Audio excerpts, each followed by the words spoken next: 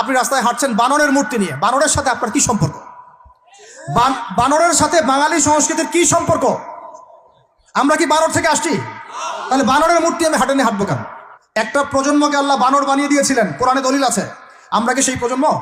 তাহলে বানরের মূর্তি নিয়ে রাস্তায় হাঁটবো কেন? কেন আপনি পেঁচার সাথে আপনার কি সম্পর্ক? তো এখানে পেঁচার সাথে আপনার সংস্কৃতি কি সম্পর্ক? পেঁচা অমঙ্গলের লক্ষণ। তো এগুলো কি শুরু করেছি আমরা? দেখবেন আমাদের মুসলমানদের সংস্কৃতির মধ্যে এখন সব বিজাতীয় সংস্কৃতি ঢুকে গেছে। আমরা এখন পড়ে আছি গান বাজনা, ঢাকঢোল, ডুকি তবলা এবং এমন কিছু সংস্কৃতির নামে কাজ যেগুলোর মধ্যে শিরক আছে অথবা বেদাত আছে। এত বাঙালি বাঙালি করে চিৎকার করেন, তাহলে আপনি এগুলো পড়ছেন কেন? কথা বলেন। আমাদের বাপদাদারা বাঙালি ছিলেন, খাঁটি বাঙালি, তাহলে আমরা কেন এখন জয়ীফ বাঙালি হলাম কেন? জাল বাঙালি হলাম কেন? আপনার বাসার কমোড পর্যন্ত ইংরেজদের আদলে করা। সবকিছুই খাবার অভ্যাস, খাদ্যাভ্যাস, আপনি পিৎজা বার্গার ছাড়া খাইতেই পারেন না, খাদ্যাভ্যাস ইংরেজদের। তারপরে খাওয়া হালাল না হারাম সেটা প্রশ্ন করছি না আমি, আপনি প্যাশনেট না তো আমাদের সংস্কৃতি নিয়ে। আমাদের সংস্কৃতির মূল জায়গাটা কই?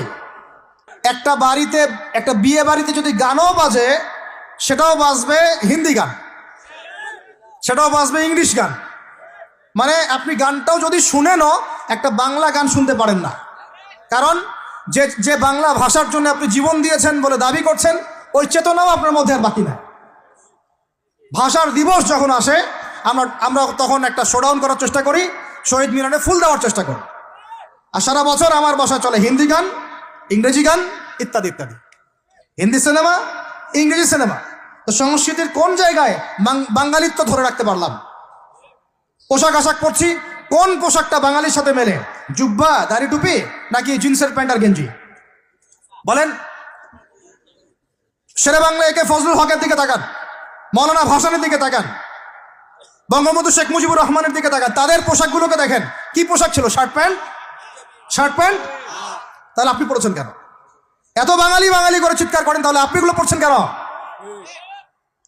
কথা বলেন।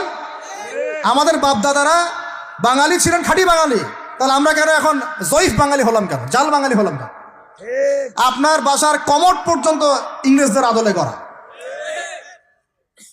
সবকিছুই খাবার অভ্যাস, খাদ্যাভ্যাস, আপনি পিৎজা বার্গার ছাড়া খাইতেই পারেন না, খাদ্যাভ্যাস ইংরেজদের। তারপরে খাওয়া হালাল না হারাম সেটা প্রশ্ন করছি না আমি, আপনি প্যাশনেট না তো আমাদের সংস্কৃতি নিয়ে।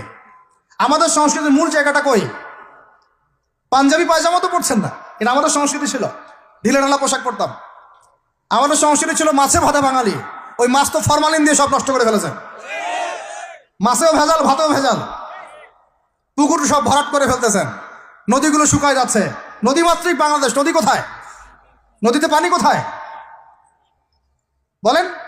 পানির ন্যায্য হিস্সাই বা কোথায়? আমাদের কি পানির ন্যায্য হিস্সা দেওয়া হচ্ছে? তাহলে আমরা কি দাস হয়ে থাকবো নাকি? আল্লাহ পাক আমাদেরকে বোঝার তৌফিক দান করেন। সংস্কৃতি দেখেন, সংস্কৃতি কি ছিল আমাদের? আমাদের বাপদাদাদের যুগটা চলে যান, ওই ফজরের আগে তারা ঘুম থেকে উঠতেন। আসসালাতু খায়রুম মিনান নাওম, কানে গেলে ঘুম থেকে উঠে যাইতেন, নামাজ পড়তেন। বাংলার ঘরে ঘরে কোরআন তেলাওয়াত শোনা যাইত। এখন কি শোনা যায়? ফজরে পুরা ঘুম। প্রথম কাতারে আপনি যে কটা মানুষকে পাবেন, তার মধ্যে 90% দাড়ি পাকা।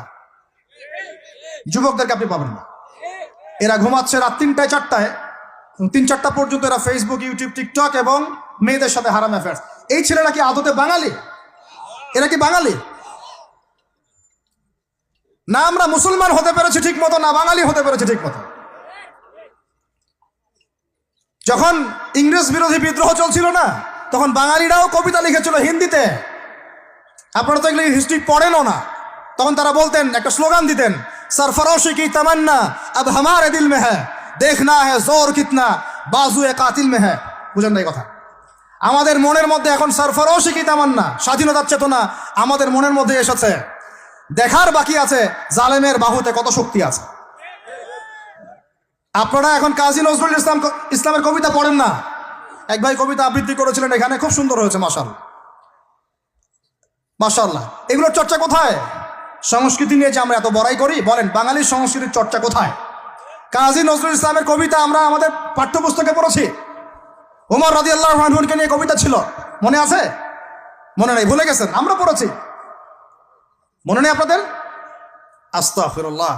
উমর ইবনুল খাত্তাব আমিরুল মুমিনিন, তোমার কি জানি, তোমার স্মৃতি আজানের ধ্বনি না, জানে না মুয়াজ্জিন, আমি ভুলে গেছি, অনেকদিন আগে পড়াগুলো, আমি চর্চা এখন করি না। তো মুয়াজ্জিন জানে না যে হে আমিরুল মুমিনিন, তোমার স্মৃতিতেই এই আজান দেয়া হচ্ছে, মানে আমিরুল মুমিনিনের যে স্বপ্ন, এখান থেকে কিন্তু আজানের ইয়াটা আসছে। আর যায়েদ ইবনে সাবিত রাদিয়াল্লাহু আনহুর স্বপ্ন থেকে তিনি হেঁটে যাচ্ছেন, একবার উটের পিঠে ভৃত্যকে বসালেন আর ভৃত্যকে নামালেন, তিনি উঠলেন, উনি নামলেন, ভৃত্যকে উঠালেন, এভাবে পায়ে হেঁটে হেঁটে বাইতুল মুকাদ্দাস পর্যন্ত গেলেন। জানেন না আপনারা এগুলো ঘটনা?